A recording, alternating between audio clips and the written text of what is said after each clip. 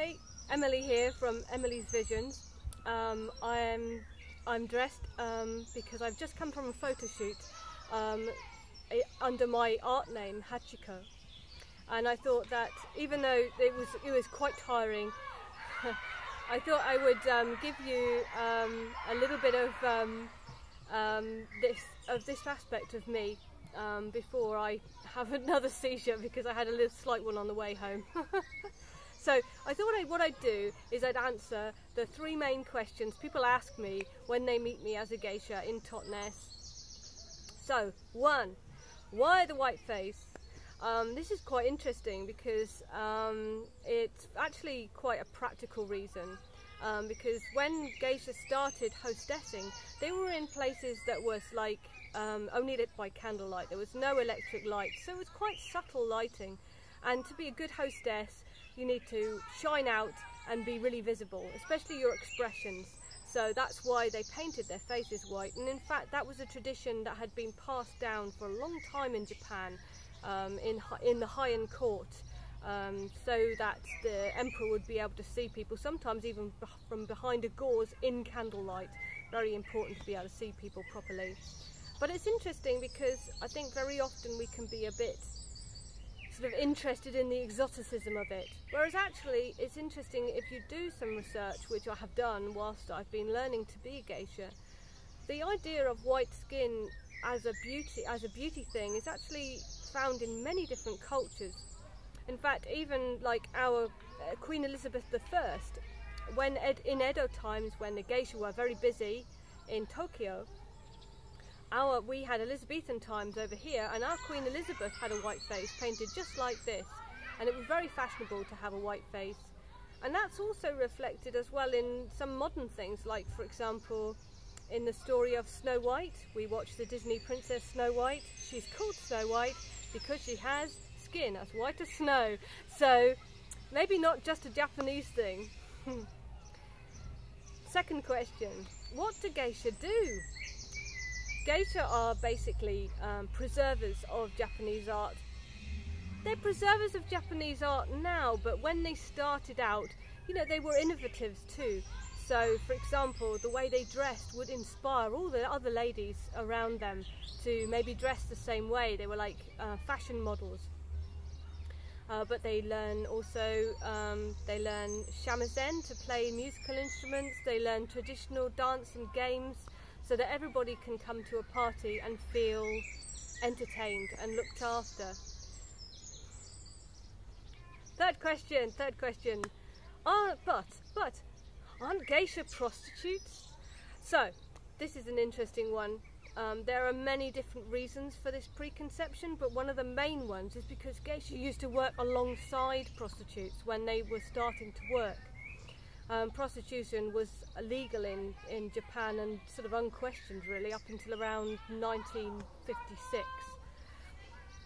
So what would happen is, particularly with the courtesans that were high up and well thought of, they'd be extremely booked up and they wouldn't have time to spend the entire evening with a client who would be paying for their time. So what they would do is, whilst the client was sitting around waiting for the very important courtesan to turn up, like paparazzi, knowing she's going to arrive, they would send a geisha in, and so then the geisha would entertain with song and stories, and entertain with dances, and also get people playing games, so that the evening would integrate well, and it wasn't just all down to the courtesan, who, when she was very popular, would probably have quite a few appointments during the night.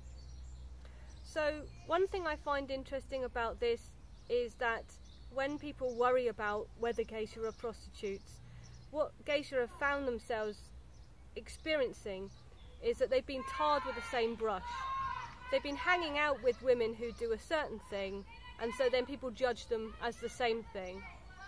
And I think this sort of attitude has been made it hard for women to stand together, because we're all different and we all do different things, but we should be able to agree with each other about things. We should be able to band together without feeling like we're being labelled. And we've seen that a little bit happening with the Me Too campaign recently. People have stepped out of that. In the past, people haven't wanted to think about abuse. You know, they've been like, just want to look the other way, you know, because it's a little bit uncomfortable. But actually women have found that if they stand up and they stand together, they can be stronger, and they can actually be a bit more vital about their art and vital about who they are.